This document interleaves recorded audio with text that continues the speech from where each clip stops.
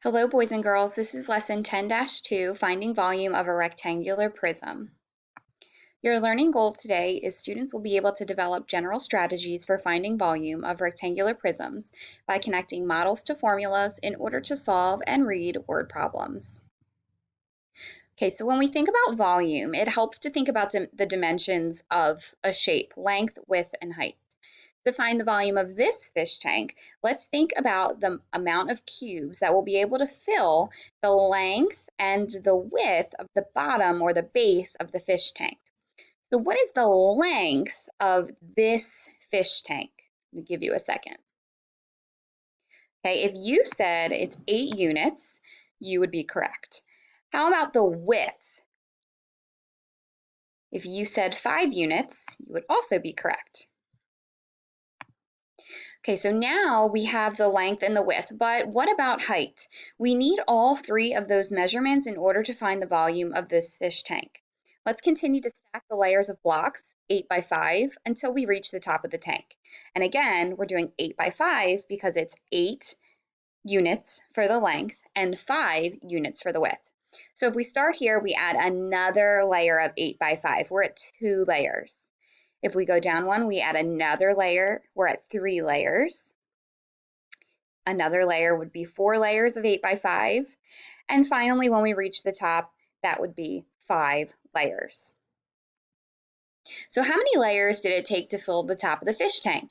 If you can't remember, let's go back and count. Okay, so this is the full fish tank. How many layers does it take to get to the top of the fish tank? Okay, if you said 5 layers, you would be correct. So now that we know the length, the width, and the height, we are able to find the volume of this fish tank. And what that's going to look like is turning that into a multiplication sentence.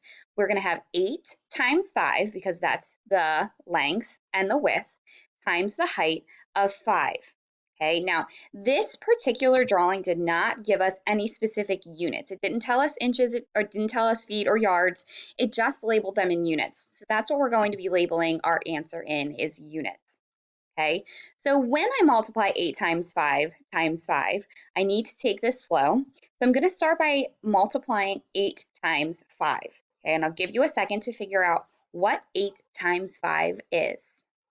Okay, if you said 8 times 5 is 40, you would be correct. So I'm going to write that 8 times 5 is 40. Now please forgive my lovely drawing of 40 on my screen.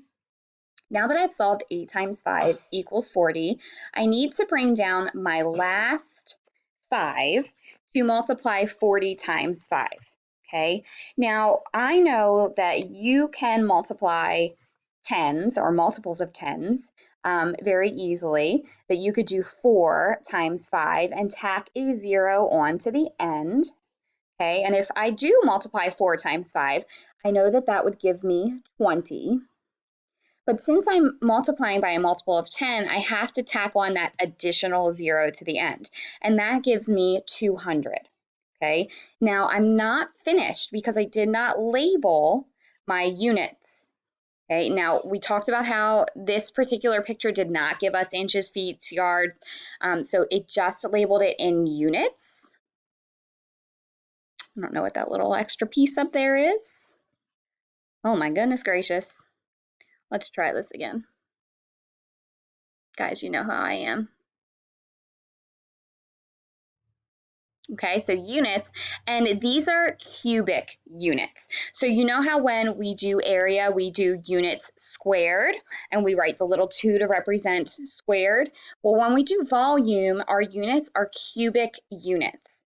And instead of writing out cubic units, the abbreviation for that is a little tiny 3 above units.